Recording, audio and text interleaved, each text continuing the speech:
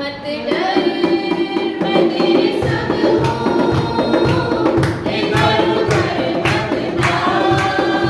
मत डर मैं तेरे संग हूँ, इधर उधर मत भाग। मैं तुझे दृढ़ करूँगा, तेरी मदद करूँगा। मैं तुझे दृढ़ करूँगा, तेरी मदद करूँगा। मैं तेरा परमेश्वर हूँ, तुझे संभालूँगा। मैं तेरा परमेश्वर हूँ, तुझे संभालूँगा। मैं तेरे संग हूँ, इधर उधर मत भाग। मत डर मैं तेरे संग हूँ, इधर उधर मत भाग। तू जाए जल में होकर, नदियाँ डुबा ना सकेंगी। तू जाए आग भरती, लौ जला ना सकेंगी। तू जाए जल में होकर, नदियाँ डुबा ना सकेंगी। तू चले आग भरती,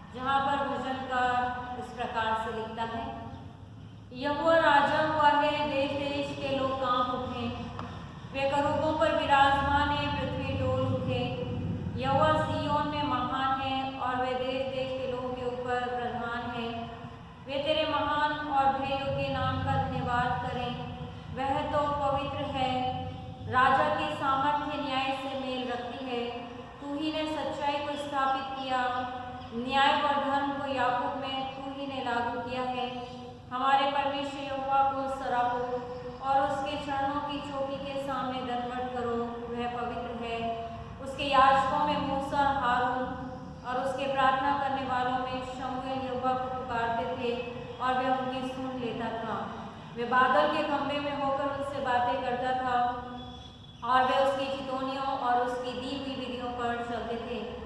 हे हमारे परमेश्वर यहोवा, तू उनकी सुन लेता था, तू उनके कामों का बदला तो लेता था, तो अभी उनके लिए क्षमा करने वाला परमेश्वर था।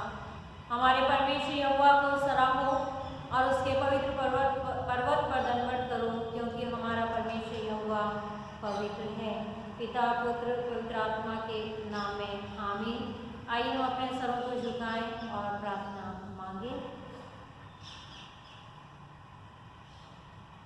धन्यवाद धन्यवाद धन्यवाद, स्तुति स्तुति महिमा के योग्य हमारे जो सामर्थ्य दयालु अनुग्रहकारी प्रेमिता परमेश्वर, हम आपके नाम को धन्यवाद देते हुए आपके सम्मुख आते हैं प्रभु, और धन्यवादित हैं आज के दिन के लिए, आज के सुबह समय अवसर के लिए जो आपने फिर से हमें प्रदान किया कि हम सबत के दिन को पवित्र करके मानने के लिए आपके उपस्थिति में आ सकें। हम धन्यवाद देते हैं इस जीवन के लिए जो प्रभु आपने हमें प्रदान किया है, और इस संसार में हम जीवित पाए जाते हैं, इसलिए हम आपको हृदय से धन्यवाद देते हैं। पिता परमेश्वर, हम प्रार्थना और विनती करते हैं इस समय प्रभु आज की आराधना के लिए। आज की आराधना में पिता परमेश्वर आपकी उपस्थिति हमारे मध्य में बनी रहे, क्योंकि आपका वायदा है कि जहाँ मेरे नाम से 2 या 3 इकट्ठे होते हैं, मैं उनके बीच में हाजिर होता हूँ। और प्रभु, हम जानते हैं कि हर एक विश्वासी जन अपने घरों में बैठे हैं और 1 और 2 और 3 से कहीं अधिक है। पिता परमेश्वर, हम आपसे प्रार्थना और विनती करते हैं कि आप अपने वायदे के अनुसार प्रभु हर एक स्थान पर प्रभु आप उपस्थित हों, ताकि जब प्रभु हम आपकी आराधना करें तो आत्मा सच्चाई से करने वाले हो सकें। हम प्रार्थना और विनती करते हैं आज जहाँ जहाँ आपकी आराधनाएं होती हैं प्रभु, आपकी उपस्थिति बनी रहे, और आज की आराधनाएं हर एक सुनने वाले जन के लिए आशीष का कारण हो सके। जब हम गीत गाएं, वचन पढ़ें, मनन करें, साजों को बजाएं, विशेष गीतों को गाएं, तो ये सब कुछ आपकी दृष्टि में ग्रहण योग्य होने वाला हो सके।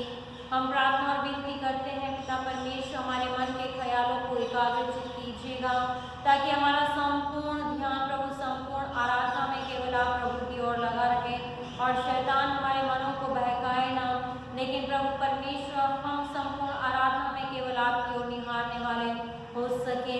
हमारे वोटों के धन्यवादी बलिदानों को आप ग्रहण कीजिएगा, और जब हम निवेदनों को आपके सम्मुख रखें तो प्रभु आप उन्हें सुनकर प्रत्युत्तर हाँ और आमीन में प्रदान कीजिएगा।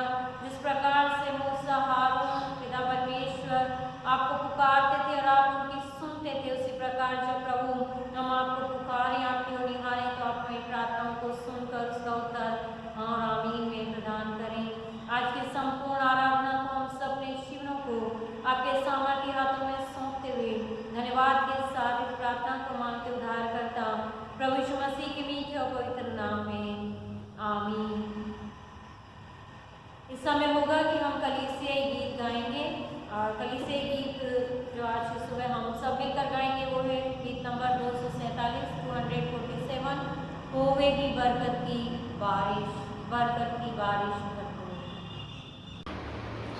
होवेगी बरकत की बारिश, वायदा पुण्य सरी, आवेगी ताकि आसमान से, भेजेगा जिसको मसीह, बरकत की बारिश, बरकत की बारिश भरपूर।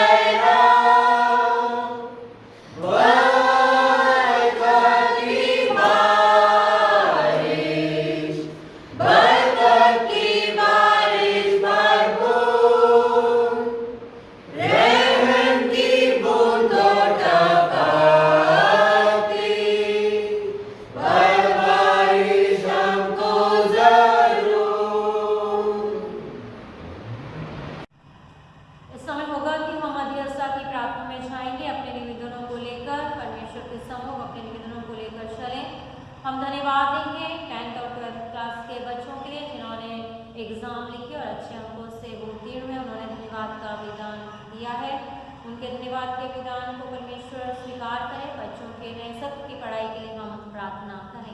हम प्रार्थना करें संपूर्ण कलीसिया के लिए, तमाम विश्वासी जनों के लिए, तीनों विंग्स के लिए, और हम प्रार्थना करेंगे पूरे राजस्थान प्रदेश के लिए, हमारे बिशप साहब के लिए हम प्रार्थना करें, पासवानों के लिए, प्रचारकों के लिए, लीडर्स के लिए, मस्जिद के लिए हम प्रार्थना करें। और हम प्रार्थना करेंगे इस समय बीमारों के लिए, जिनके नाम हम प्रत्येक रविवार परमेश्वर की पवित्र वेदी के सामने रखते हैं। प्रभु उन सबको छुए, शिफा दे। उन नामों के साथ ही हम प्रार्थना करेंगे बहन शिका के लिए, जो गुजरात में है और कोविड-19 में उस बहन की ड्यूटी लगी थी और वो अस्वस्थ हुई है, बीमार हुई है। प्रभु से छुए, छंगाई दे। और हम प्रार्थना करेंगे दुखित परिवार के लिए। बीते दिनों हम कलीसिया में प्रार्थना कर रहे थे मिस्टर सुरेंद्र कुमार के लिए, अजमेर में प्रभु में सो गए हैं। प्रभु उनके घराने को शांति प्रदान करें। हम बीमारों के लिए प्रार्थना करें रेवरेंड संजय डेविड साहब के लिए, Mrs Helen Michael, Mrs Iris Alfred, Miss Pramila Alexander, Mister Naveen Marker, Master Noah, Mister Kamal Nirmal Alexander, बुजुर्ग Mrs E B Loyal, Mrs Premlata Benjamin, Mister Edwin I Sharan, Mister Alan Alexander, Mister Sanjay James, Mister Agan James George, Mrs Chitra Henry, Mrs Pritika Lawrence, Mrs Gladys Alfred, Miss Anita Kumawat, Master Amos, Mister Ericson S Singh, Mrs Dayamani Singh, Mrs Usha Antony और बहन सावित्री के लिए हम प्रार्थना करें। और सभी बुजुर्गों के लिए हम प्रार्थना करें। अपनी कलीसिया के लिए हम प्रार्थना करेंगे और हम प्रार्थना करें इस बड़ी विपदा से परमेश्वर जल्द से जल्द हमें छुटकारा दे।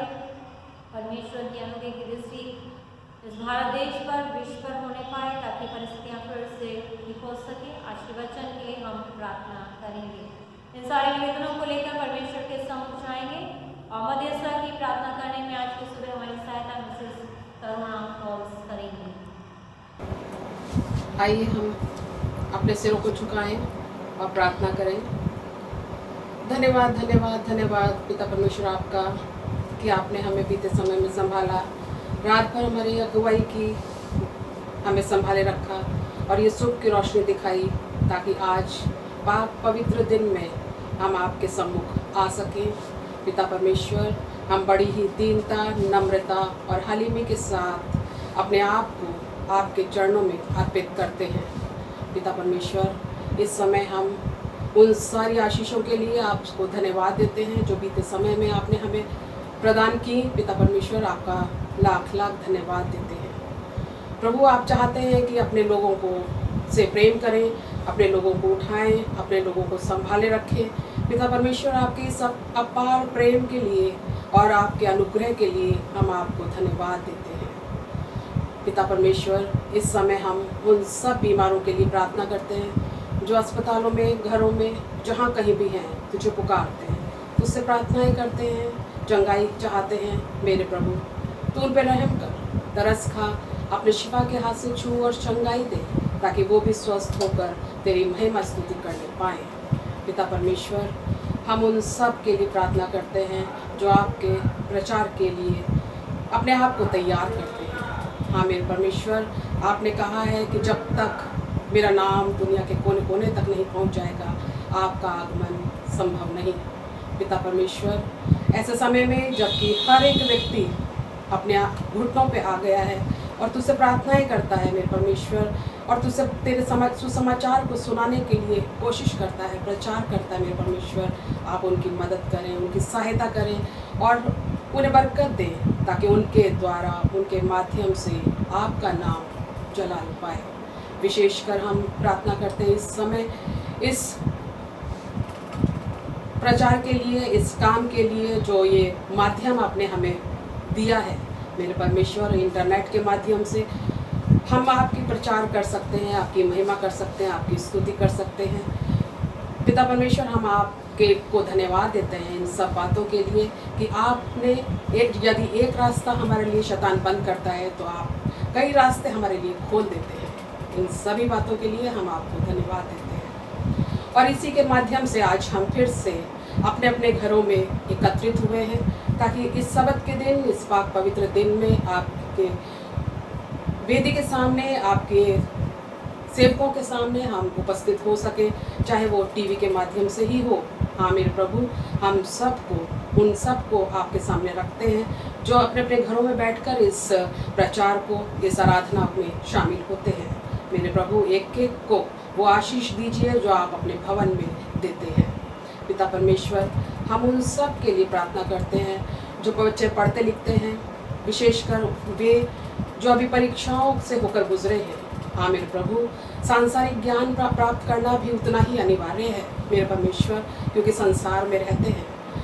पिता परमेश्वर, आपने उन्हें अच्छा परिणाम दिया, अच्छा रिजल्ट आया मेरे परमेश्वर, और वो सब बच्चे जो अच्छे नंबरों से पास हुए मेरे प्रभु, उन सब को हम आपके हाथ में देते हैं। आगे की सारी व्यवस्था, आगे की सारी प्लानिंग आपके हाथ में है मेरे परमेश्वर। उन्हें संभालें और उन्हें और बुद्धि ज्ञान से तृप्त करें, ताकि वो सांसारिक ज्ञान में बढ़ चले और जितने भी कॉम्पिटिटिव एग्जाम्स होते हैं उनमें सफलता अर्जित कर सकें। पिता परमेश्वर, साथ ही साथ आध्यात्मिक रूप से भी वह आपके मार्ग पर चलने वाले हो सके।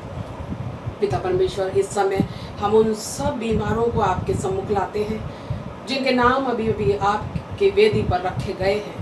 आपकी सेविका ने उन सब नामों को आपकी वेदी पर रखा है। हम उन सब के लिए प्रार्थना करते हैं, चाहे वो किसी भी तरह की बीमारी, तंगी, परेशानी में है मेरे परमेश्वर, आप उनकी सहायता करें, उन पर अपना चंगाई भरा हाथ रखें और उन्हें स्वस्थ करें, ताकि वे सब जो इस विश्वास के साथ कि यदि आपकी सेविका के द्वारा आपके उनके नाम आपकी वेदी पर रखे जाएंगे तो वो अवश्य ही चंगाई पाएंगे। पिता परमेश्वर, इस विश्वास को दृढ़ करें और उन्हें स्वस्थ कर कर खड़ा करें, ताकि वो आपके नाम की गवाही के लिए खड़े हो सके। पिता परमेश्वर, हम अपनी इस कलीसिया को आपके हाथ में देते हैं, कलीसिया के एक एक सदस्य को आपके हाथ में देते हैं, चाहे वो बच्चे हो, जवान हो या वृद्धावस्था में रहने वाले वो पेरेंट्स हों जो घरों में पाए जाते हैं। पिता परमेश्वर, हर एक के साथ, हर एक पर आपकी आशीष का हाथ बना रहे। जिस तरह आपने आज तक सबकी सहायता की है पिता परमेश्वर, आगे भी आप सबकी मदद करें, सहायता करें और आशीषों से भरपूर करें। मेरे परमेश्वर, हम अपने डायसिस के बिशप साहब के लिए प्रार्थना करते हैं, उनके अधीनस्थ सभी कर्मचारियों के लिए और सभी पास्टर्स के लिए, सभी इवेंजलिस्ट के लिए और सभी प्रचारकों के लिए हम प्रार्थना करते हैं। मेरे परमेश्वर, आपने उनको ये काम दिया है, ये उत्तरदायित्व सौंपा है मेरे परमेश्वर, उनकी बुद्धि को खोल, उनको ज्ञान और ऐसी समझ दे कि वो आपके बताए मार्ग पर चलकर वो हमारे लिए भलाई का काम कर सके और आप उससे महिमा पाएं। पिता परमेश्वर, हम अपने देश के लिए प्रार्थना करते हैं, देश के प्राइम मिनिस्टर के लिए, प्रेसिडेंट्स के लिए और जितने भी पीएम्स हैं, जितने भी अधीनस्थ कर्मचारी हैं मेरे परमेश्वर, हर एक को आपके हाथ में सौंपते हैं। इस विशेष स्थिति में जबकि हम कोविड-19 से गुजर रहे हैं, मेरे परमेश्वर, आप उन्हें समझ बुद्धि ज्ञान दें, उन्हें मार्ग दिखाएं कि किस तरह से वो हम सभी को अपने देश, अपने राज्य के लोगों को किस तरह से संक्रमित होने से बचा सके। ऐसी प्लानिंग उन्हें दे मेरे परमेश्वर, क्योंकि जो योजनाएं आपकी ओर से होती हैं वो मनुष्य कभी भी पूरी नहीं कर सकता, लेकिन आप अपनी योजनाओं को हम उन पे प्रकट करें ताकि हर एक व्यक्ति बचाया जाए। पिता परमेश्वर, हम अपने शहर के लिए प्रार्थना करते हैं। बीकानेर शहर में भी बहुत ज़्यादा संक्रमण फैल रहा है इस महामारी का। मेरे प्रभु, हम आपसे विनती करते हैं कि आप जो भी यहाँ कर्मचारी हैं, जो भी विशेषाधिकार प्राप्त औहदे पर अधिकारी नियुक्त हैं मेरे परमेश्वर, उन्हें आप अपने नियंत्रण में रखें, उनके विचारों को, उनके कामों को, उनकी सोच को अपने नियंत्रण में रखते हुए ऐसी प्लानिंग उन्हें बख्श दें कि इस पर नियंत्रण पाया जा सके। मेरे परमेश्वर, हम आपको धन्यवाद देते हैं कि आपकी कलीसिया का हर एक जन आज तक इस कोविड-19 से बचाया गया है। हम आपको धन्यवाद देते हैं। आगे के लिए भी हम पूरे कलीसियाओं को, सारी कलीसियाओं को आपके हाथ में सौंपते हैं, जो आपके विश्वासी जन हैं, जो ये विश्वास रखते हैं मेरे परमेश्वर कि आप उन्हें अपने पंखों तले समेटे रखेंगे तो वो सुरक्षित रहेंगे। हर एक विश्वासी को आप अपना अनुग्रह बख्शें और इस महामारी से बचाए रखें, क्योंकि आपने कहा है कि इस विपत्ति काल में सिर्फ मैं ही तुम्हें निकाल सकता हूँ। हाँ मेरे प्रभु, आपने हमें ये अवसर दिया है कि हम अपने अपने घरों में रहकर अपने घुटनों पर आएँ, अपने किवाड़ बंद करें और आपके सम्मुख आकर आपसे विनती करें और अपने आप को पश्चाताप के साथ आपके सामने प्रकट करें। हाँ मेरे प्रभु, तभी हमारा उद्धार संभव है। पिता परमेश्वर, हम आपकी इन बातों को अपने जहन में बसाए रखें, ऐसी समझ, ऐसी बुद्धि, ऐसा ज्ञान हमें बख्श दे। पिता परमेश्वर, आज की आराधना को, पूरी आराधना को आपके हाथ में सौंपते हैं। विशेषकर आपकी सेविका को आपके हाथ में देते हैं, जो आज के वचन को सुनाने जा रही हैं। मेरे प्रभु, आपने जो कुछ भी विषय उन्हें दिया है उस पर मनन चिंतन उन्होंने किया, लेकिन फिर भी आपका नियंत्रण उन पर बना रहे और आपकी सामर्थ उन पर उतरे। उनके शरीर को बल दे, उनके समझ और बुद्धि ज्ञान को खोल, ताकि जो विचार आप उनके माध्यम से हम तक पहुंचाना चाहते हैं वो पूर्ण रीति से हम तक पहुंच सके। और हम सभी को जो अपने अपने घरों में बैठकर इस प्रार्थना में शामिल हो रहे हैं, शरीक हो रहे हैं, मेरे परमेश्वर, हमें सुनने वाले कान और ग्रहण करने वाला हृदय दे, ताकि हम उन विचारों को जो तेरी ओर से उन्हें दिया गया और हमें सुनाया गया उसे हम ग्रहण कर सकें, और वो 30 गुना नहीं, 60 गुना नहीं, बल्कि 100 गुना हम में फल प्राप्त लाने वाला हो सके। हाँ मेरे प्रभु, हम जानते हैं कि हमारे कामों द्वारा हमारे फल प्रकट होते हैं पिता परमेश्वर, इसलिए हमें अपने साए में बनाए रख। पूरी आराधना को आपके हाथ में सौंपते हैं और इस प्रार्थना को हमारे उद्धारकर्ता प्रभु यीशु मसीह के नाम से मांगते हैं। सुने और स्वीकार कर लिए, आमीन। इस समय होगा कि हम पवित्र शास्त्र बाइबल का पाठ पढ़ने के लिए और सुनने के लिए निकालेंगे। प्रथम हिस्सा जो आज की सुबह मनन के लिए चुना गया वो मिलता है गिनती की पुस्तक, उसका 27 अध्याय, उसके 15 आयत से 23 आयत तक। गिनती 27, 15 से 23। और इस पाठ को पढ़ने में हमारी सहायता मिसेस सोनिया सारा जेम्स करेंगी। दूसरा हिस्सा जो हमें मिलता है कुरिन्थियों के नाम पौलुस प्रेरित की पहली पत्री, उसका 9 अध्याय, उसकी 13 आयत से 23 आयत तक।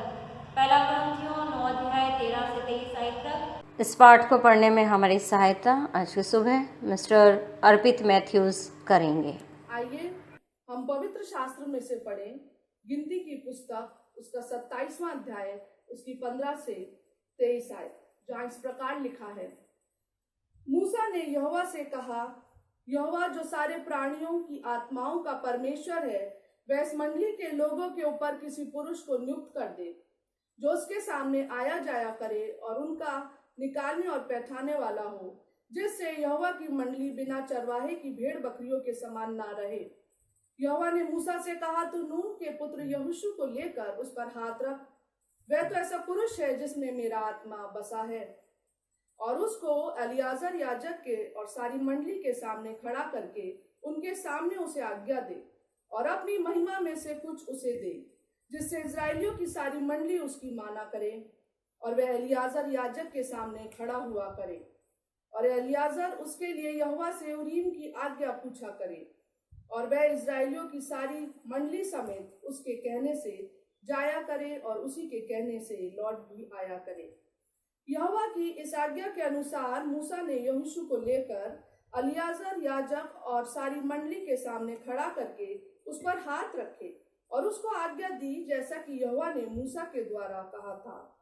परमेश्वर अपने वचन के पढ़े, सुने और समझे जाने पर आशीष दे। आइए पवित्र कलाम में से पढ़ेंगे नया नियम, पहला कुरिन्थियों उसका 9वां अध्याय, उसकी 13 से 23 आयत तक। First Corinthian chapter 9 verse 13 to 23, जहाँ पे इस प्रकार लिखा है, क्या तुम नहीं जानते कि जो मंदिर में सेवा करते हैं वे मंदिर में से खाते हैं, और जो वेदी की सेवा करते हैं वे वेदी के साथ भागी होते हैं। इसी रीति से प्रभु ने भी ठहराया कि जो लोग सुसमाचार सुनाते हैं उनकी जीविका सुसमाचार से हो।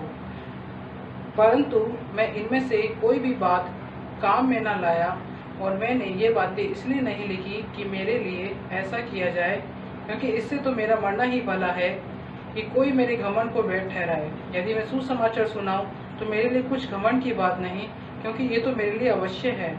यदि मैं सुसमाचार न सुनाऊं तो मुझ पर हाय, क्योंकि यदि अपनी इच्छा से ये करता हूँ तो मजदूरी मुझे मिलती है, और यदि अपनी इच्छा से नहीं करता तो भी भंडारीपन मुझे सौंपा गया है। तो मेरी कौन सी मजदूरी है? ये कि सुसमाचार सुनाऊं, ये कि सुसमाचार सुनाने में मैं मसीह का सुसमाचार सैंत में कर दूं, यहाँ तक कि सुसमाचार में जो मेरा अधिकार है उसको भी मैं पूरी रीति से काम में ना लाऊं, क्योंकि सब से स्वतंत्र होने पर भी मैंने अपने आप को सबका दास बना दिया है कि अधिक लोगों को खींच लाऊं। मैं यहूदियों के लिए यहूदी बना कि यहूदियों को खींच लाऊं। जो लोग व्यवस्था के अधीन हैं उनके लिए मैं व्यवस्था के अधीन न होने पर भी व्यवस्था के अधीन बना कि उन्हें जो व्यवस्था के अधीन है खींच लाऊं। व्यवस्थाहीनों के लिए मैं जो परमेश्वर की व्यवस्था से ही नहीं परंतु मसीह की व्यवस्था के अधीन हूँ, व्यवस्थाहीन सा बना कि व्यवस्थाहीनों को खींच लाऊं। मैं निर्बलों के लिए निर्बल सा बना कि निर्बलों को खींच लाऊं। मैं सब मनुष्य के लिए सब कुछ बना कि किसी न किसी रीति से कहीं एक का उद्धार कराऊं।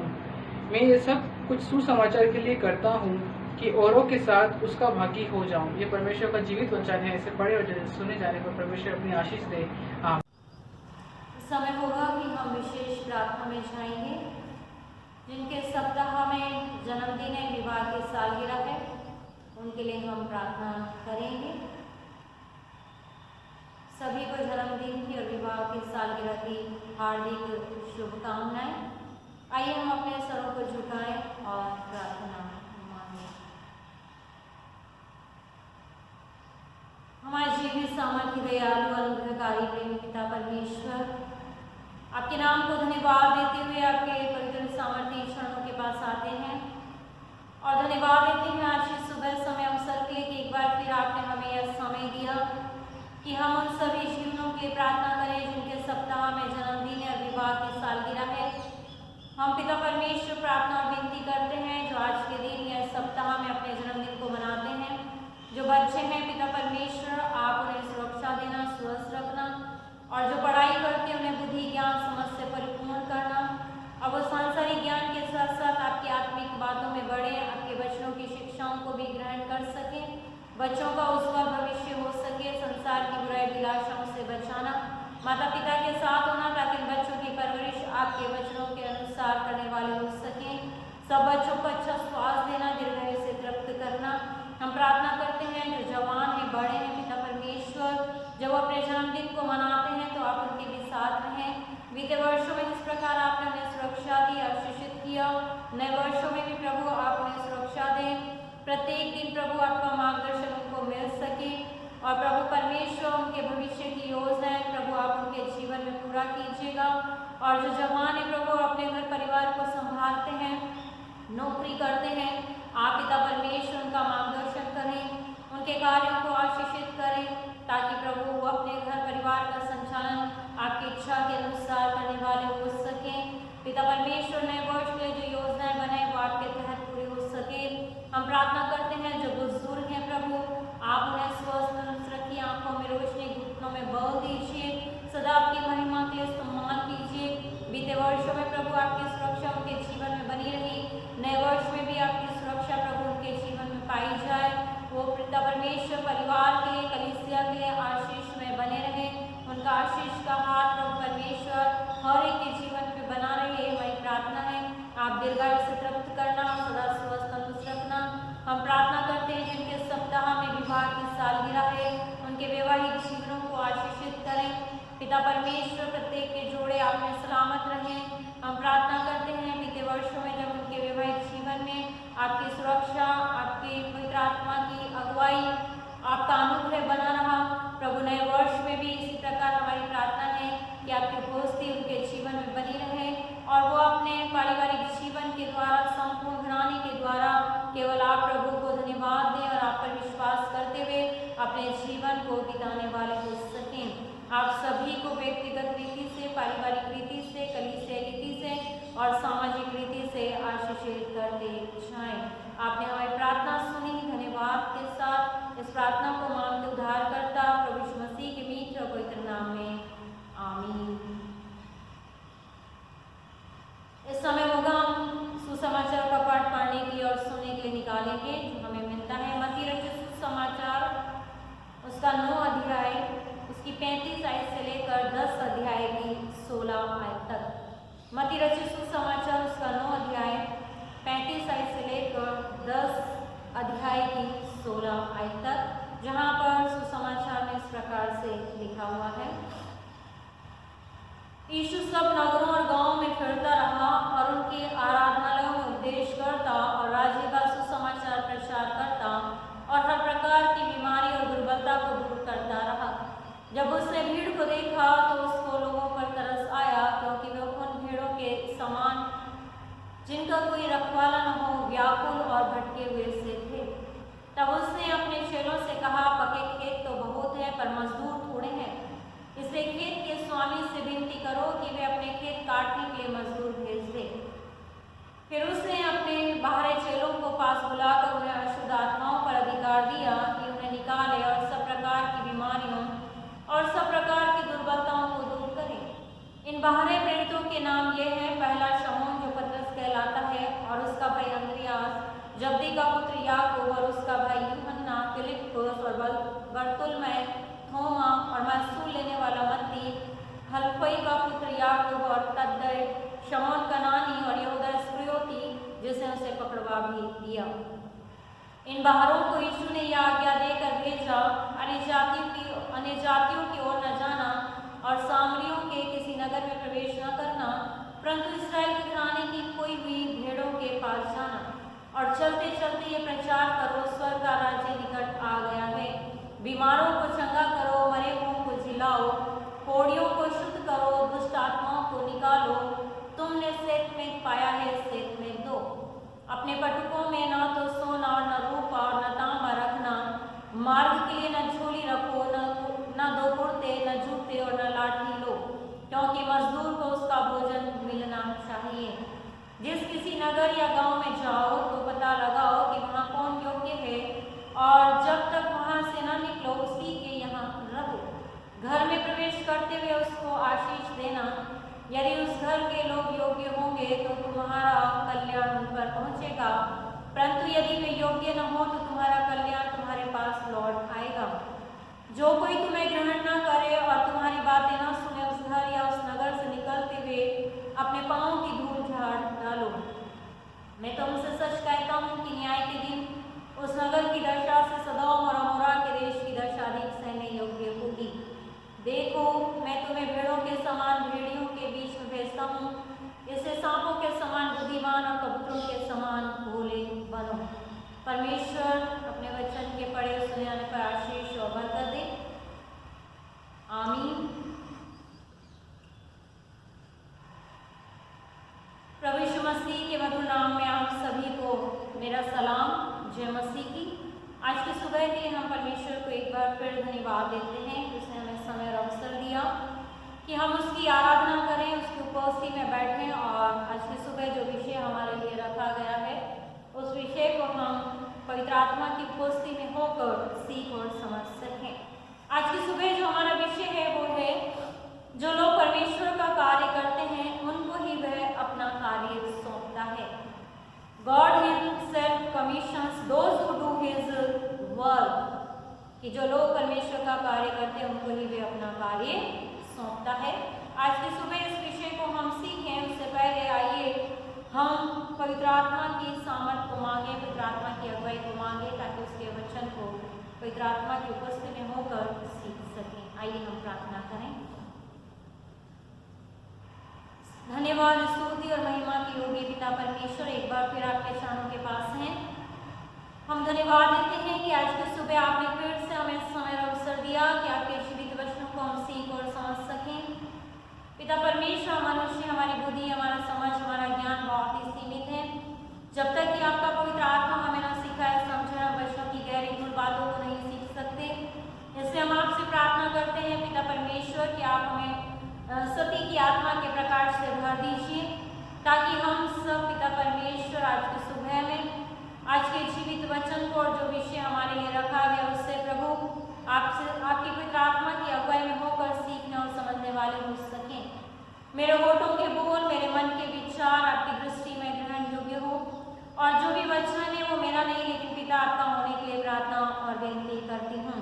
आपकी सामर्थ और पवित्र आत्मा की अगुवाई को चाहते हुए इस प्रार्थना को मांगते यीशु मसीह के नाम से, आमीन।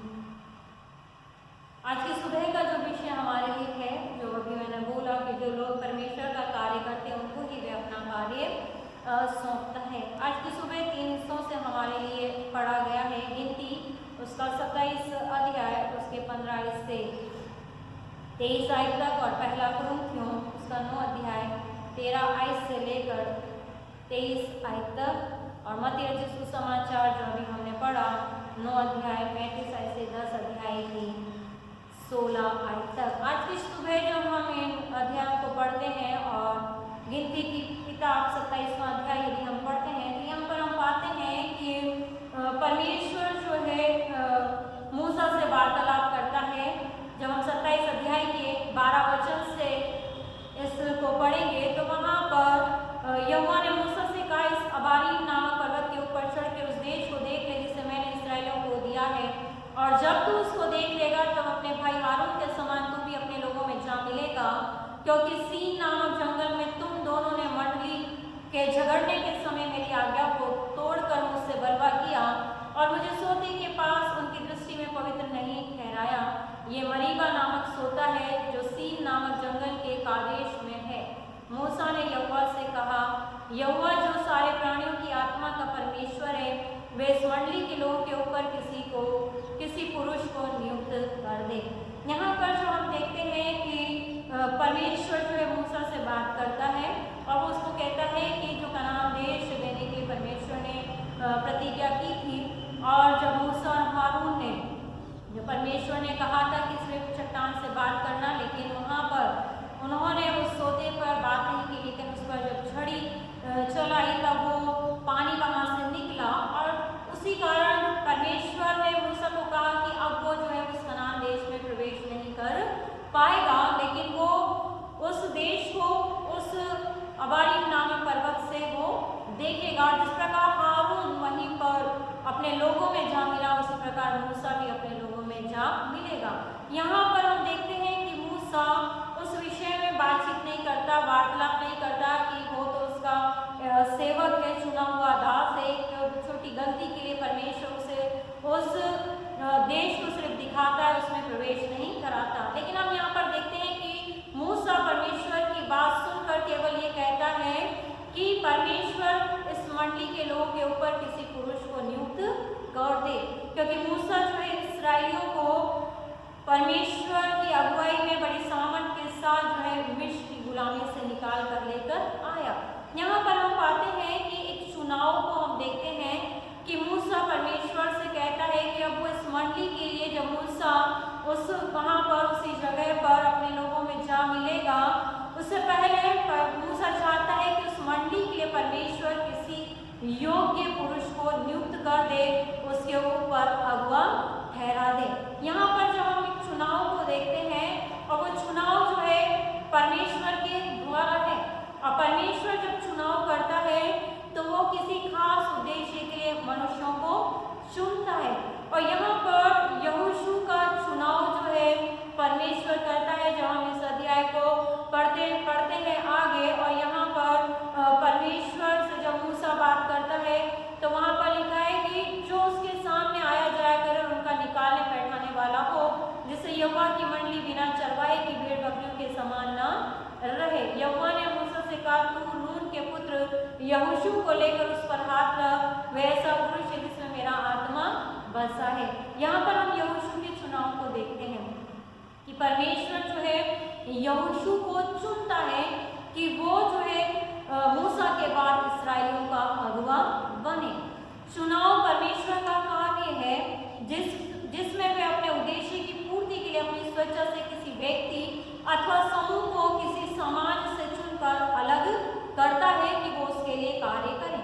संसार में परमेश्वर अपने उद्देश्य की पूर्ति के लिए चुनाव करता है, वह इसे मानव जाति के लिए आशीष का कारण बनाता है।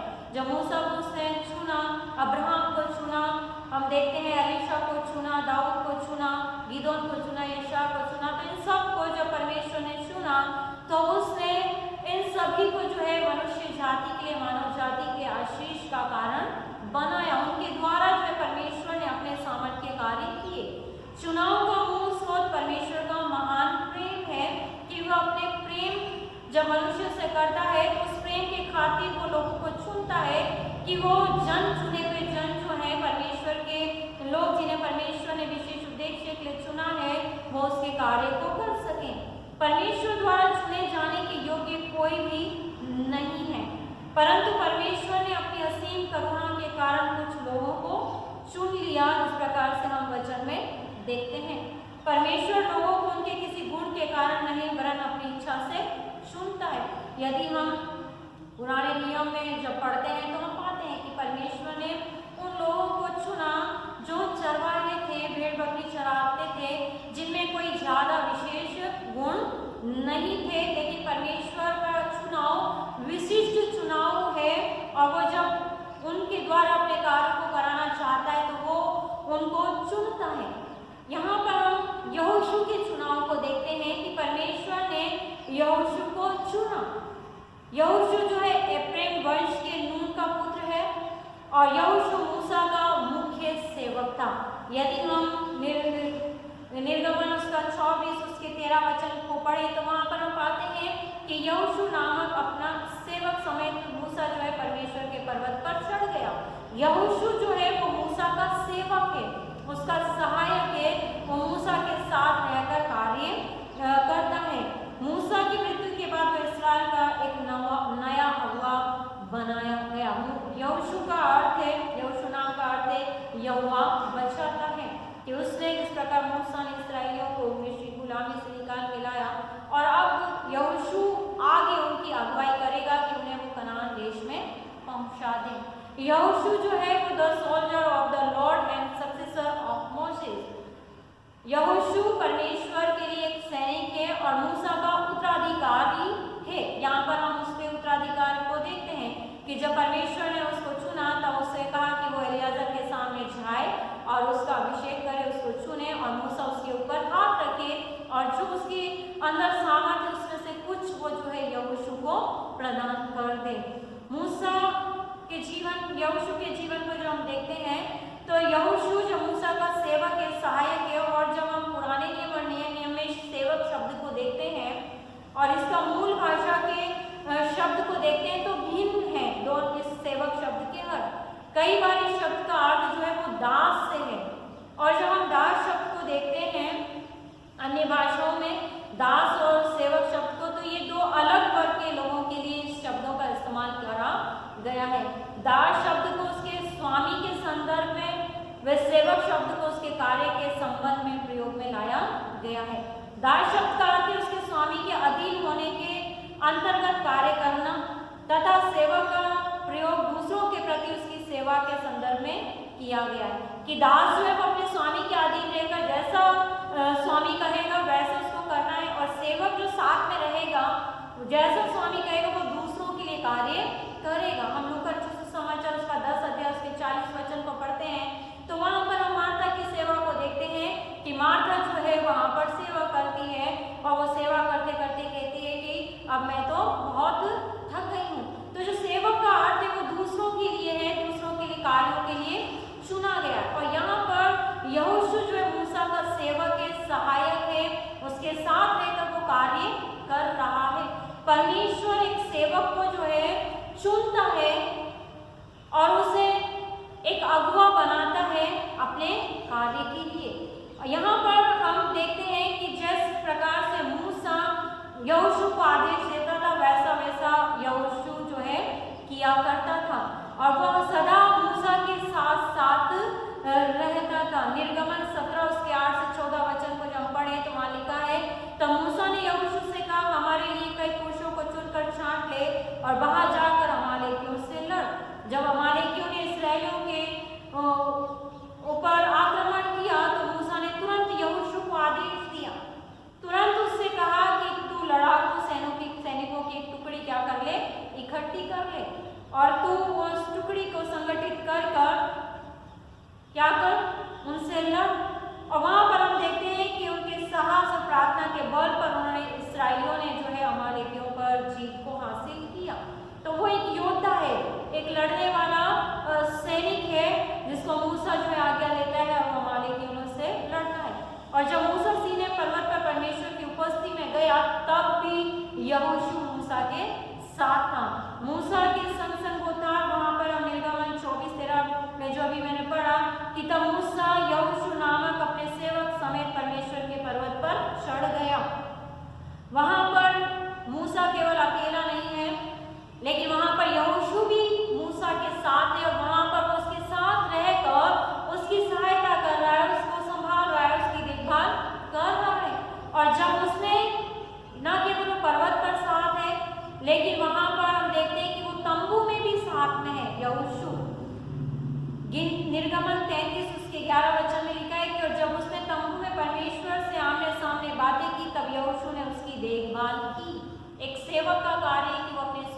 क्या करे, देखभाल करे। सहायक, सहायक को असिस्टेंट भी बोल सकते हैं, है ना, असिस्टेंट है। सहायक क्या है, असिस्टेंट जो क्या करेगा, जो जैसा मालिक कहेगा, जैसा बॉस कहेगा वैसे उसको क्या करना है, काम करना है। तो उसी प्रकार मूसा जिस प्रकार से यहोशू को आज्ञा देता था वैसा करता था। अगर वो छोटा काम, छोटे से छोटा काम यहोशू को करने को बोलता था तो यहोशू करता था, कोई बड़ा काम करने के लिए मूसा बोलता था तो वो उसको करता था।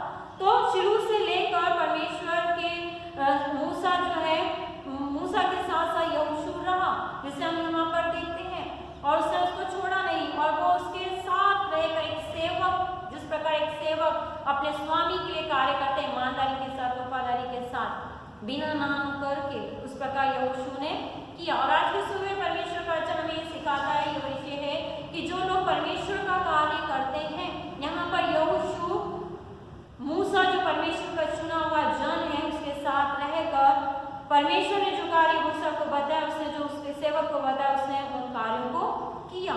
यहोवा मूसा से इस प्रकार आमने सामने बातें करता था जिस प्रकार कोई अपने भाई से बातें करे, और मूसा को छावनी में लौट आता था। पर यहोशू नामक एक जवान जो नून का पुत्र मूसा का सेवक था, वे तंबू में से न निकलता था। वो तंबू में रहकर सेवक जो थे वो तंबू की सेवा क्या करते थे, पवित्र वस्तुओं की सेवा क्या करते थे। यहोशू तंबू में रहकर जो है वहां पर इसी प्रकार की सेवा करता था। और यहाँ पर हम यहोशू के जीवन को देखते हैं। यहोशू मूसा के प्रति इतना ईमानदार था कि उसने चाहा कि जब नबूवत करने लगे, जब मूसा भविष्यवाणी करने लगा और हम देखते हैं कि दो व्यक्ति और वहां पर नबूवत करने लगे, तो उसने कहा कि क्यों न उनको चुप करा दिया जाए। वो नहीं चाहते थे कि लोग मूसा की बातों की या उसकी बात आज्ञा की अवहेलना करें। इससे उसने कहा कि जो दो अन्य जन भविष्यवाणी कर रहे हैं, जो नबूवत कर रहे हैं, उनको चुप करा दिया जाए, केवल मूसा ही भविष्यवाणी करे। लेकिन मूसा कहता है कि भला होता कि सब लोग नबूवत करते, नबी होते। मूसा ने जब कनान का भेद देने के लिए 12 गोत्रों को चुना तो उसमें यहोशू मुख्य था।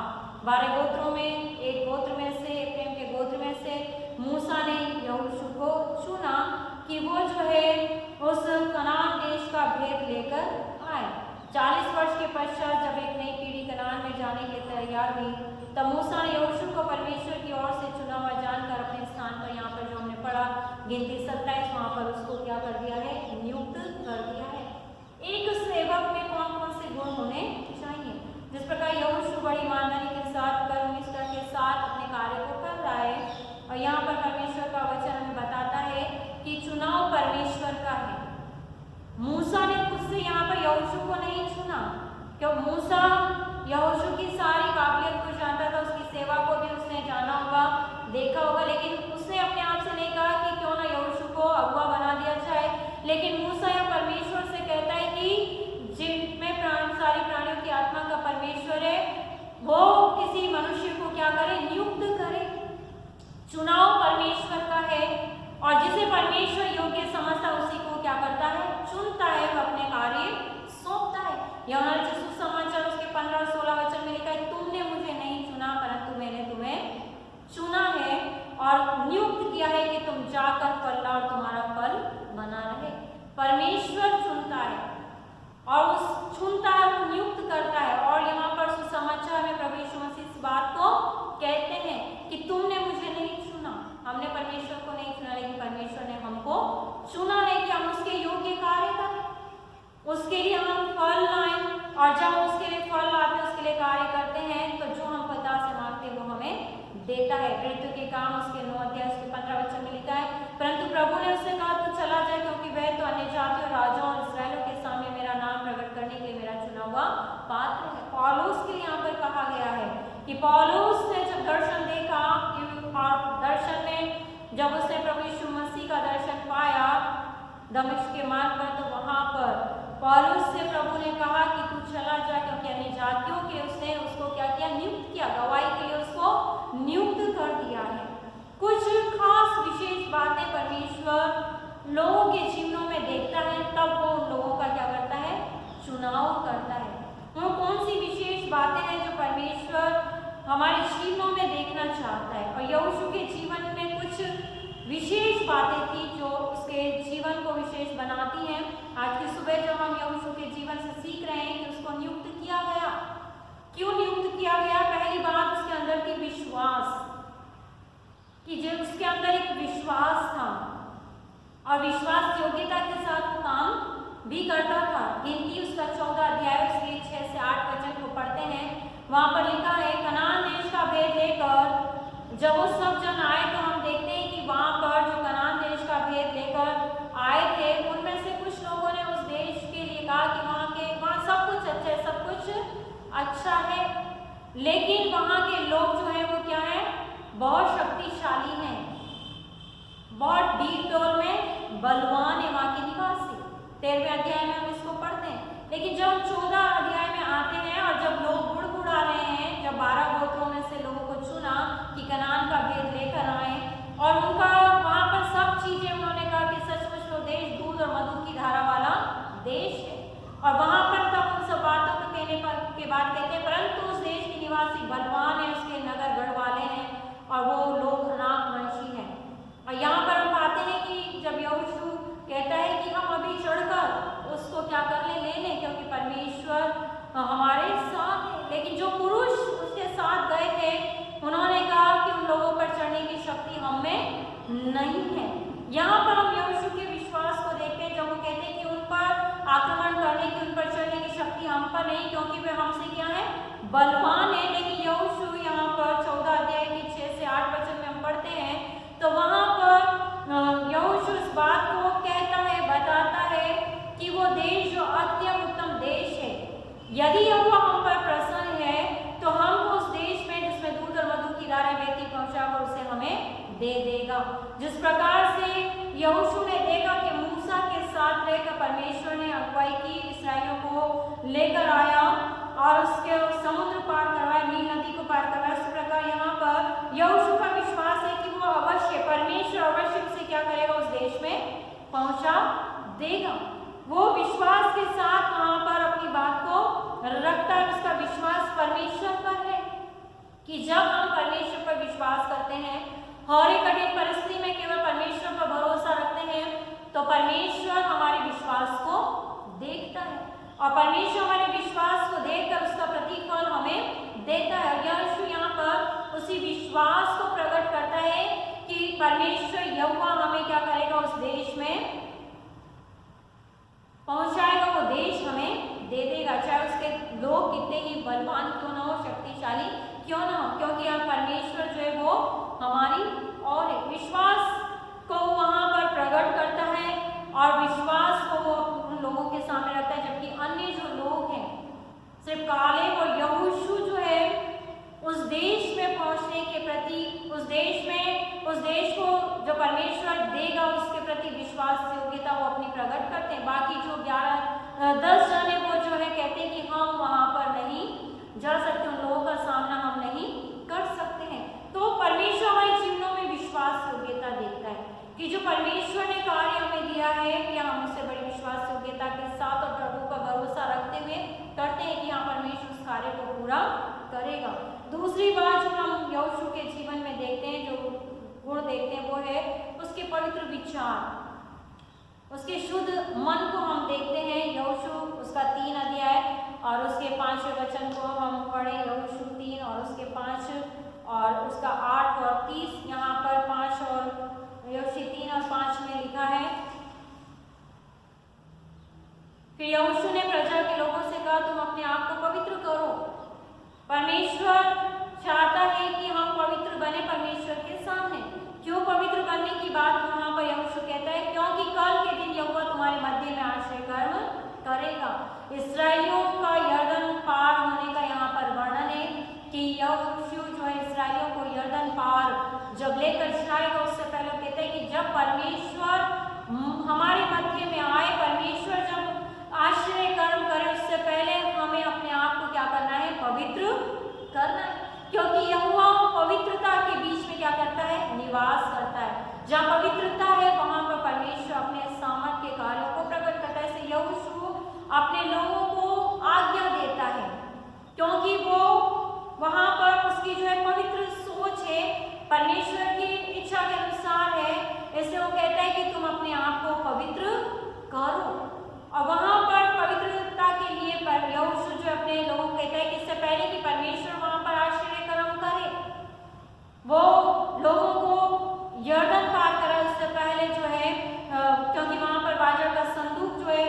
लिए आगे आगे जाना था, आगे आगे एक वाचा के संदूक को लेकर चलना था। तो परमेश्वर पवित्र परमेश्वर है, वो चाहता है कि उसके लोग भी पवित्र रहें।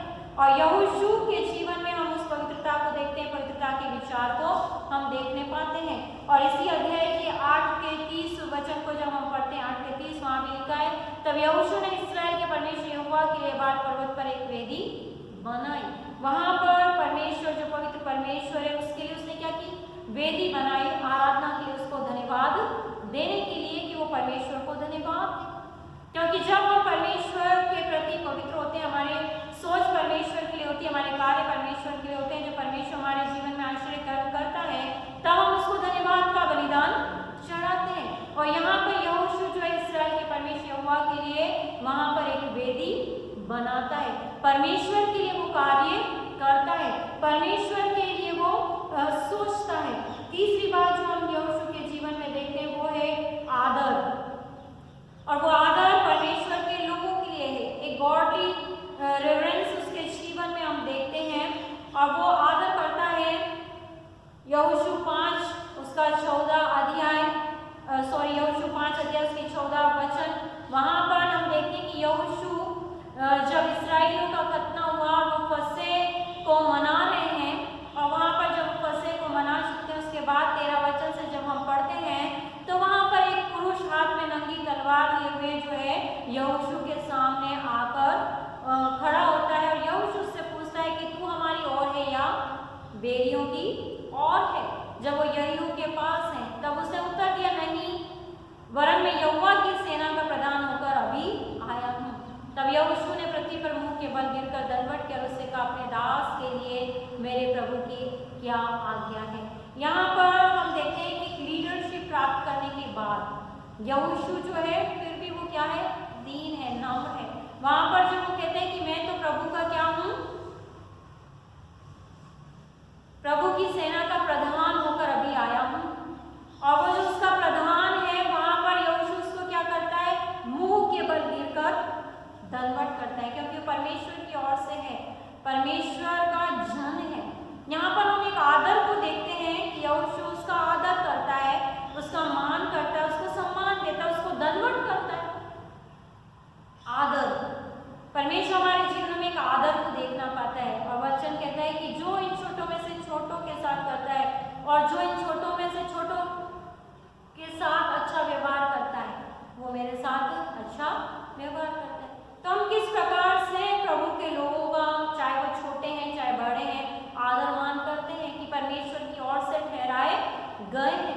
परमेश्वर आदर की आत्मा, आदर को हमारे जीवन में देखना चाहता है। यहोशू के जीवन में वो था, और उसने वहां पर किया। और जब उसने यहोवा की सेना के प्रधान ने यहोशू से कहा, अपनी जूती पांव से उतार डाल, क्योंकि जिस स्थान पर तू खड़ा है पवित्र है। और यहोशू ने वैसा ही किया, जैसा यहोशू को परमेश्वर के जन ने जो उसको दर्शन दिया पर दिखाई दिया, तो वहां पर जिस प्रकार उसने कहा उस प्रकार से उसने जो है वहां पर किया है। यहोशू के जीवन में घमंड नहीं है, लेकिन एक रिस्पेक्ट है, गॉडली रिस्पेक्ट है, एक ईश्वरीय आदर है जो उसके जीवन से दिखाई देता है, और इसलिए परमेश्वर जो उसका चुनाव करता है। चौथी बात है उत्साहित करने वाला।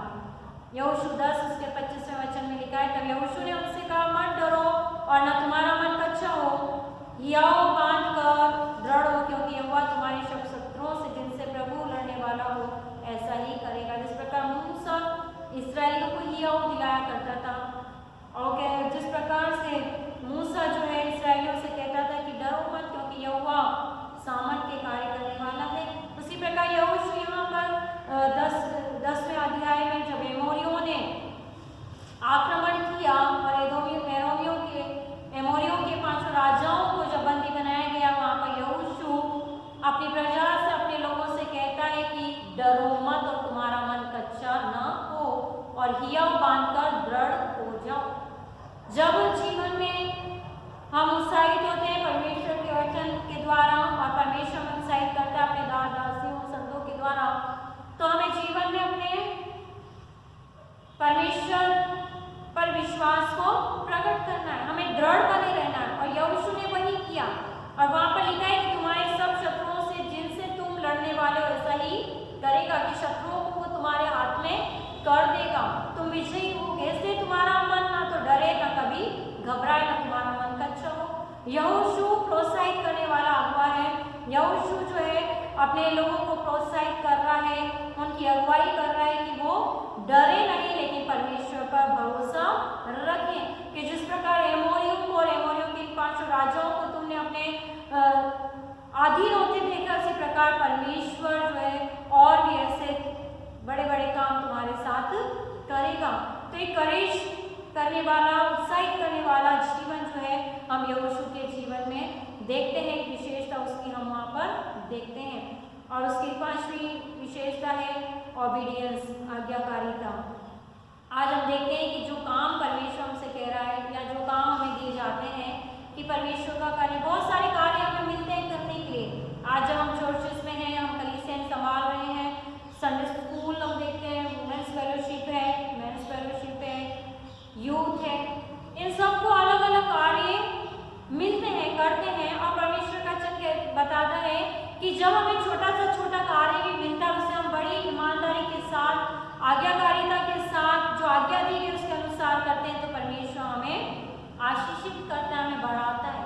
और यहाँ पर ओबीडियंस हम यहोशू के जीवन में देखते हैं कि उसने यहोवा की जो आज्ञा मूसा के द्वारा यहोवा की आज्ञा मिली थी उसको उसने पूरा किया। यहोशू 11:25 वचन को जब हम पढ़ें तो वहाँ पर हम यहोशू की ओबीडियंस को देखते हैं, उसकी आज्ञाकारिता को देखते हैं। और वहाँ पर हम पाते हैं कि जो कुछ भी यहोवा ने मूसा को आज्ञा दी थी, उनमें से यहोशू ने कोई भी पूरी किए बिना ना छोड़ी। चाहे वो छोटी आज्ञा हो, बड़ी आज्ञा हो, मंडली को कनान देश में पहुंचाने की आज्ञा हो, किसी भी प्रकार की अगुवाई क्यों ना यहोशू को मिली, उसने उसको पूरा किया। जब हमें छोटे छोटे कार्य मिलते हैं, बड़े बड़े कार्य मिलते हैं, तो कई बार हम उनके प्रति, उन आज्ञाओं के प्रति आज्ञाकारी नहीं हो पाते हैं। और न कई बार हम जो है ईमानदारी से भी उसमें नहीं कर पाते उन बातों को पूरा। लेकिन यहोशू के जीवन से हम यहाँ देखते हैं कि जो आज्ञा यहोवा ने अपने दास मूसा को दी, उसी के अनुसार मूसा ने यहोशू को दी। हैंड ओवर यहोवा ने मूसा को, मूसा ने यहोशू को। और वहाँ पर लिखा ठीक वैसे यहोशू ने भी किया कि जो आज्ञा उसने की उसमें से एक भी उस आज्ञा को पूरी किए बिना उसने कोई भी आज्ञा नहीं छोड़ी।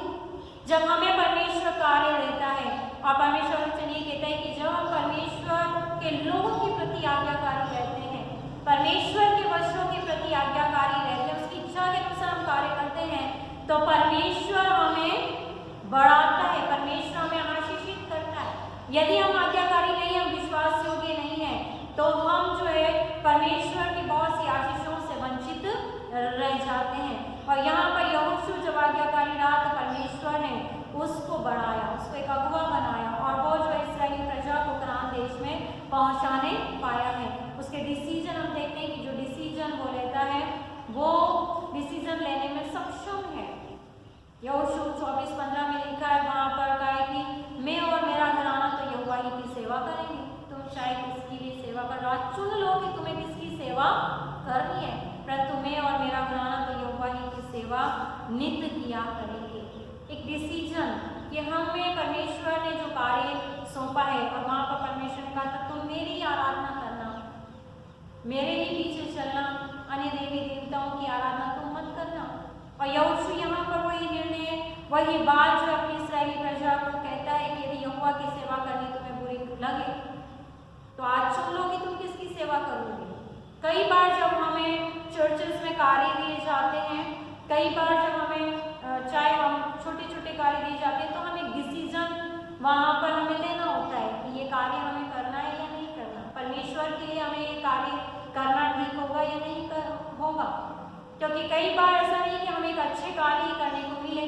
कई बार हमें छोटे कार्य, झाड़ू लगाना, पोछा लगाना, सफाई करना, कई बार जब हमारे चर्चेस में कार्यक्रम होते हैं तो उसमें जब हम प्रीति भोज रखते हैं, खाना रखते हैं, तो जरूरी नहीं है कि हमें सिर्फ सर्विंग का काम मिले। कई बार हमें लोगों के बर्तन उठाना, कई बार साफ भी करना पड़ता है। लेकिन बहुत से लोग जब ये कार्य, ये भी छोटे छोटे कार्य जब मिलते हैं, तो ये भी इस संसार के, लेकिन परमेश्वर की और इन कार्यों को यदि ईमानदारी के साथ करते हैं, हमारा परमेश्वर हमें आशीषित करता है। लेकिन वहां पर एक डिसीजन, एक निर्णय हमें लेना होता है कि क्या हम ये कार्य करें।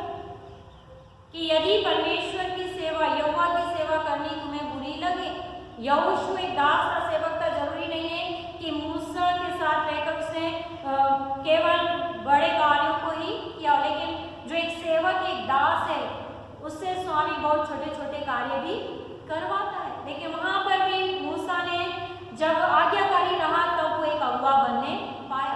और यहाँ पर भी हम देखते हैं कि जब उसके सामने एक चुनाव है और अपनी प्रजा से उसको बात करनी है, तब ये कहता है कि मैं और मेरा घराना तो केवल यहोवा की सेवा नित करें। चाहे कैसा भी कार्य परमेश्वर के लिए हमें क्यों ना मिला हो, उस कार्य को जब हम परमेश्वर की इच्छा के अनुसार करते हैं तब परमेश्वर हमें बहुत ऐसे आशीषित करता। वही यहोशू के साथ हुआ कि वो कनान देश में जाने पाया। उसने वहां पर प्रवेश किया और वो पूर्ण रीति से चुना गया उस कार्य के लिए कि वो उस कनान देश में कालेब और यहोशू जो है उस इस्राएली प्रजा को वहां पर लेकर जाए। और उसने स्वयं वहां पर उस देश में जो है प्रवेश किया। एक बड़ी आशीष हम यहोशू के जीवन में देखते हैं, उसकी आज्ञाकारिता के एवज में, उसकी ईमानदारी, उसकी वफादारी के एवज में। और यहाँ पर प्रभु भी हमें यही सिखाकर बताता है, पौलुस भी यही कहता है कि जो कार्य मुझे सौंपा गया है, आज की सुबह जो पहला कुरिन्थियों हमने पढ़ा 9 अध्याय, और वहाँ पर पौलुस वैसी बात को कहता है कि जो सेवा, जो कार्य मुझे दिया गया है, 17 और 18 वचन जब हम पढ़ते हैं तो कहता है कि उसकी मजदूरी तो भले मुझे मिली है, लेकिन यदि अपनी इच्छा से नहीं करता तो भी भंडारीपन मुझे सौंपा गया है। हम सब इस संसार में परमेश्वर के छोटे बड़े कार्यों के लिए भंडारी ठहराए गए हैं कि हम उसके लिए कार्य करें। और पौलुस यही यहाँ पर इसी बात को कहता है कि मुझे भंडारीपन सौंपा गया है, तो मेरी कौन सी मजदूरी है कि सुसमाचार सुनाने में, मसीह का सुसमाचार सेध में कर दूं, यहाँ तक कि सुसमाचार में जो मेरा अधिकार है उसको भी मैं पूरी रीति से काम में ना लाऊं। और यहाँ पर पौलुस को जब परमेश्वर ने चुना, प्रभु यीशु मसीह ने जब उसको चुना, दर्शन दिया, तो हम देखते हैं कि पौलुस बड़ी ईमानदारी के साथ कहता है जो जैसा उसके लिए मैं वैसा बन गया कि मैं उन सबको प्रभु के लिए क्या करूं, उसकी ओर ले आऊं, प्रभु की ओर उन्हें खींच लाऊं। तो पौलुस को जो सेवा परमेश्वर ने दी, यहाँ पर हम चुनाव देखते हैं पौलुस का, और वो अपनी उस सेवा के अपने आप को एक भंडारी ठहराता है। हम भी संसार में, अपने चर्चेस में, अपने घरों में और इस संसार में हम एक भंडारी ठहराए गए हैं कि हम इस संसार में उस फसल को काटने पाए जो पककर तैयार है। खेत तो तैयार है पर मजदूर क्या है, थोड़े हैं। प्रभु यीशु मसीह मत्ती रचित सुसमाचार के 9वें अध्याय में यही कहता है कि मजदूर थोड़े हैं। पके हुए खेत तो बहुत है पर मजदूर काटने के लिए थोड़े हैं कि उन लोगों को क्या करें, लेकर आए अपने खत्ते में। यहाँ पर जब हम देखते हैं कि हमें एक सेवा परमेश्वर ने इस संसार में दी है कि हम जो है प्रभु के लिए कार्य करें, और उसने 12 को नियुक्त किया, उनको भेजा, और जब उनको नियुक्त किया तो उन्होंने परमेश्वर के लिए कार्य किए। और जब परमेश्वर के लिए उन्होंने कार्य किए और परमेश्वर ने उनको अपना कार्य सौंपा तो उसका प्रतिफल उन्होंने प्राप्त किया है। तो आज खेत तो बहुत है, खेत तैयार है, लेकिन मजदूर क्या है, थोड़े। परमेश्वर चाहता है कि हम परमेश्वर का कार्य ईमानदारी के साथ करें ताकि वो हमें और बड़े कार्य परमेश्वर सौंप सके, ताकि हम उन खेतों को काट सकें और वहां पर हम जा सकें जो फसल तैयार है, परमेश्वर के लिए हम उन आत्माओं को बचा सकें। यदि हम छोटे छोटे कार्यों में ईमानदार नहीं है, वफादार नहीं है, और हम छोटे कार्यों को भी बड़ी ईमानदारी वफादारी से नहीं करते हैं, तो परमेश्वर हमें बड़े कार्य कभी भी नहीं सौंपेगा। और परमेश्वर आज की सुबह हमसे ये चाहता है कि हम चाहे छोटे कार्य चाहे बड़े कार्य बड़ी ईमानदारी के साथ करें। एक दास, एक सेवक, यदि किसी का यदि हम देखते हैं अधिकारी जब एक सेवक को आदेश देता है तो एक पल के क्या लगता है, बुरा लगता है कि वो किस प्रकार से हमें इस बहुत ही छोटा वो हमें समझ रहा है। लेकिन वचन कहता है कि जो छोटे में से छोटे में विश्वास हो गिरा, जो कम से कम में जिसने बड़ी ईमानदारी के साथ अपने कार्य को किया है, वो क्या होता है? परमेश्वर उसे बढ़ाता है, परमेश्वर उसे आशीषित करता है। तो हम छोटे से छोटे कार्यों में ईमानदार रहें, विश्वास योग्य रहें और परमेश्वर के प्रति अपनी पवित्र सोच को हम रखें, चाहे हमें कुछ भी क्यों ना मिले, कोई सा भी कार्य क्यों ना मिले। और यहाँ पर यहोशू के लिए लिखा है कि वो उसका सेवक था, उसका दास था और उसको परमेश्वर ने क्या बनाया? लीडर बनाया, एक अगुवा बना दिया। तो जब हम वचन कहता है यदि तुम बड़ा बनना चाहते हो तो एक दूसरे के क्या बनो? दास बनो, एक दूसरे के सेवक बनो। और प्रभु स्वयं कहते हैं कि मैं स्वयं सेवा करने आया हूँ और प्रभु भी क्या करते हैं? सेवक बनकर हमारी सेवा प्रभु यीशु मसीह ने की। और प्रभु यीशु मसीह हमसे ये चाहते हैं कि हम भी उसी प्रकार इस संसार में परमेश्वर के सच्चे विश्वास योग्य सेवक बनकर वो कार्य करें, ताकि परमेश्वर अपने बड़े कार्यों को जिसे वो हमारे जीवन के द्वारा कराना चाहता है वो हमें सौंप सके। परमेश्वर इन वचनों के द्वारा हम सभी को आशीषित करें। आइए हम अपने सरों को झुकाएंगे और प्रार्थना मांगे। धन्यवाद, स्तुति और महिमा की योग्य हमारे जीवन सामर्थ्य प्रेमता परमेश्वर, हम आपके नाम को धन्यवाद देते हैं आज की सुबह समय अवसर के जो आपने हमें दिया कि हम प्रभु यहोशू के जीवन के द्वारा सीख सकें कि वो किस प्रकार से विश्वास योग्य था, पवित्रता के साथ प्रभु अपने कार्यों को करता। और पिता परमेश्वर उसके जीवन में हम उत्साह को देखते हैं और हम पिता एक डिसीजन को देखते हैं और हम देखते हैं कि उन सारी विशेषताओं के बाद परमेश्वर उसे अगुवा बनाता है, सेवक से वो पिता परमेश्वर उसे लीडर बनाता है। हम धन्यवाद देते हैं प्रभु और हम यही प्रार्थना करते हैं आज की सुबह कि जब हम इस संसार में हमें भी बहुत से कार्य आपकी ओर से मिलते हैं, आपके लिए मिलते हैं प्रभु। कई बार हम उन कार्यों का तिरस्कार कर देते हैं, लेकिन प्रभु आप हमसे ये चाहते हैं कि हम इस संसार में जो कार्य हमें दिए जाते हैं, वो चाहे छोटे हों बड़े हों, चाहे वो कार्य कुछ हों, लेकिन वो प्रभु परमेश्वर जब विश्वास योग्यता के साथ करते हैं तो आप मनुष्यों को बढ़ाते हैं, आशीषित करते हैं और प्रभु आपकी महिमा के इस्तेमाल करते हैं। यहोशू को आपने एक लीडर बनाया और लोग जिस प्रकार से मूसा की बातों को सुनते थे उसके अनुसार चलते थे, उसी प्रकार वो यहोशू की बातों को सुनकर उसकी इच्छा के अनुसार चलते थे। पिता परमेश्वर हम धन्यवाद देते हैं प्रभु आपके ऐसे विश्वास योग्य दासों के लिए। होने दीजिए कि हमारा जीवन भी विश्वास योग्य बनने वाला हो सके। हम पिता परमेश्वर आज की सुबह में इस वचन को आपके हाथों में सौंपते हैं, जो वचन बोया गया व्यर्थ न जाए, लेकिन ये वचन 30 गुना 60 गुना 100 गुना फलवंत होने वाला हो सके।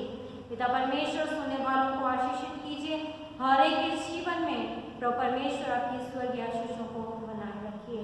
सारी आदर महिमा आपको देते हुए धन्यवाद के साथ इस प्रार्थना को मांगते यीशु मसीह के नाम से, आमीन। इस समय होगा कि हम अपने भेंटों को परमेश्वर के सम्मुख लेकर आएंगे और जब भेंटें हम अपने घरों में परमेश्वर के लिए अलग रखेंगे उस समय विशेष गीत सुनेंगे मिस्टर ओलिवर नानक के द्वारा।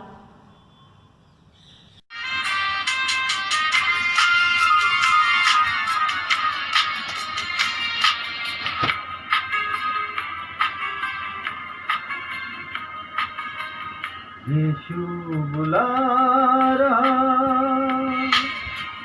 यीशु बुला रहा, तेरा नाम ले लेकर तुझे यीशु बुला रहा, यीशु बुला रहा, यीशु बुला रहा, तेरा नाम ले लेकर तुझे यीशु बुला रहा।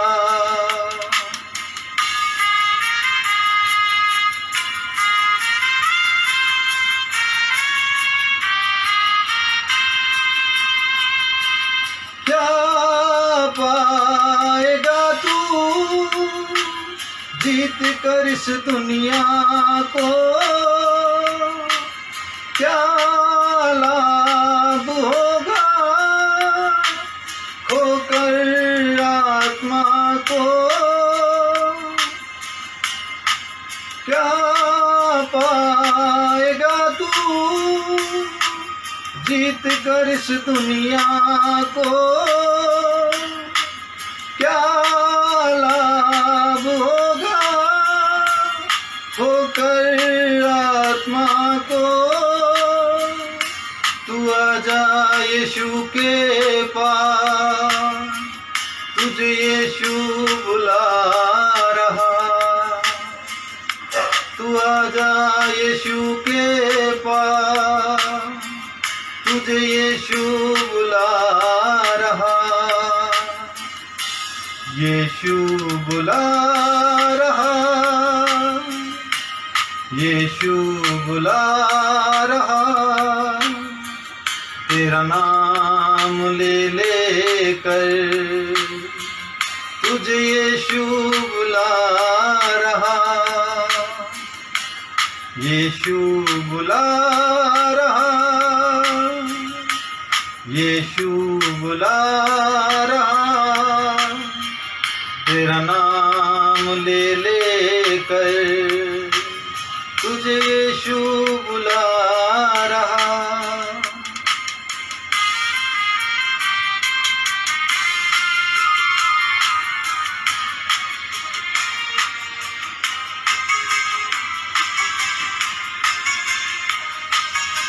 चोर आया चोरी करने, घात हत्या करने,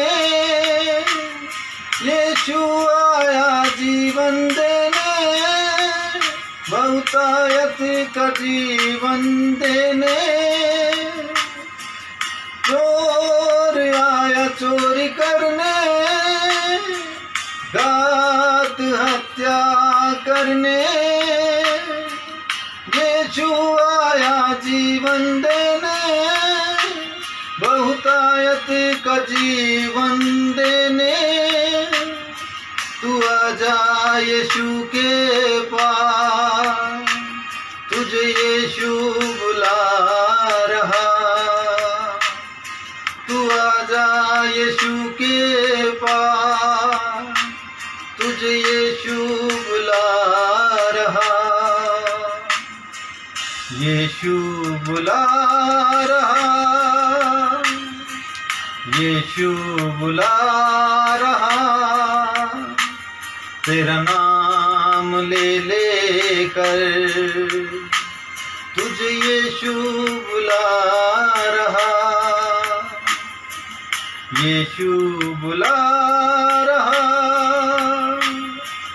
यीशु बुला रहा। तेरा नाम ले लेकर तुझे यीशु बुला रहा। तेरा नाम ले लेकर तुझे यीशु बुला रहा। हम धन्यवाद देते हैं आज की सुबह में कलीसिया गीत गाने वालों को, मध्यस्था की प्रार्थना करने वाले और बाइबल पाठ पढ़ने वालों को, और विशेष गीत गाने वालों को जिन्होंने आज की सुबह परमेश्वर की महिमा के लिए इन कार्यों को किया है। प्रभु आप सभी को आशीषित करें।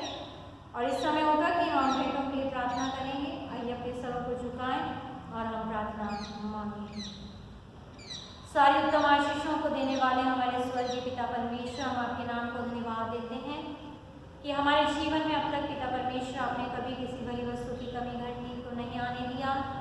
और इस लॉकडाउन के समय में पिता परमेश्वर आपने हमें भरपूरी से प्रदान किया, उत्तम पदार्थों से हमें तृप्त किया। हम धन्यवाद देते हैं।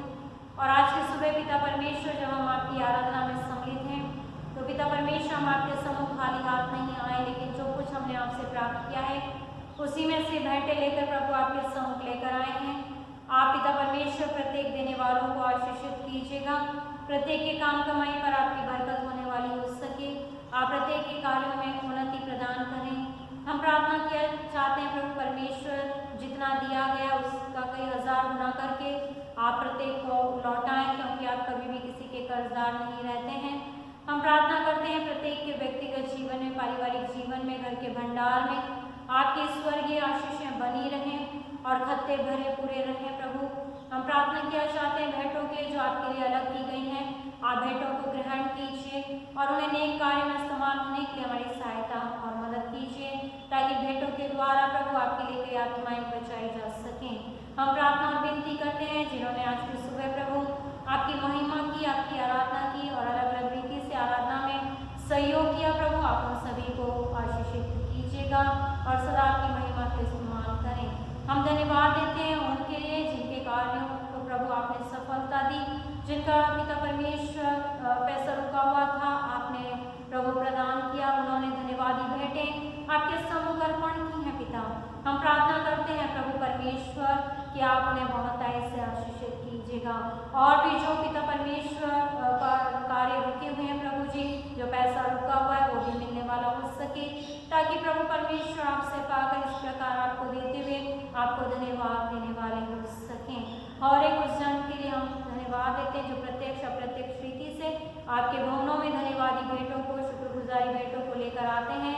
आप उन्हें व्यक्तिगत पारिवारिक रीति से आशीषित करें प्रभु जी और सदा प्रभु आपकी महिमा के इस्तेमाल करें।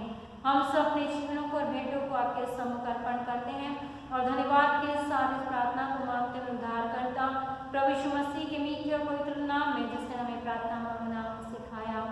ए हमारे बाप, तू जो आसमान पर है, तेरा नाम पाक माना जाए, तेरी बादशाहत आए, तेरी मर्जी जैसे आसमान पर पूरी होती है जमीन पे पूरी हो। और जिस तरह अपने कुसवारों को माफ करते हैं, तू भी हमारे कुसरों को माफ कर, हमें आजमाइश में न पड़ने दे बल्कि बुराई से बचा, क्योंकि बादशाह, कुदरत और जलाल हमेशा तेरी है। आमीन।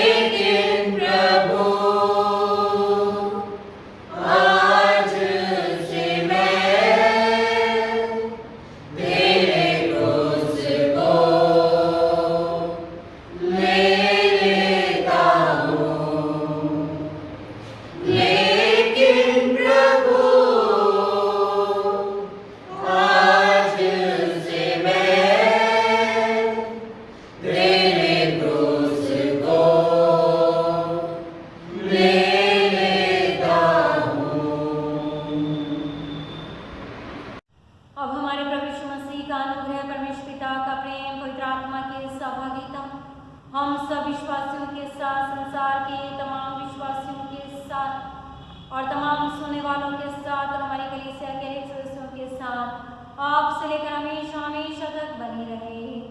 आमीन आमीन आमीन।